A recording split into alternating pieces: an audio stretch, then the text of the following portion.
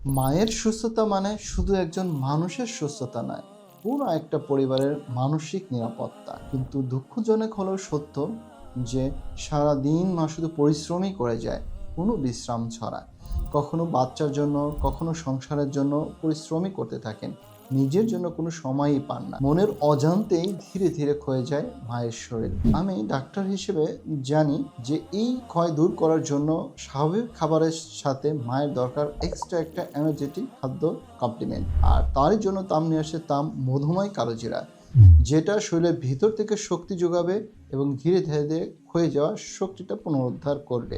যে মানুষটি আপনার এবং আপনার পরিবারের দায়িত্ব নিতে গিয়ে ধীরে ধীরে দুর্বল হয়ে পড়ছে, আপনার দায়িত্ব তার এই শক্তি ফিরে আনতে তার নিয়মিত খাদ্য তালিকায় যুক্ত করা তাম মধুময় কালোজিরা।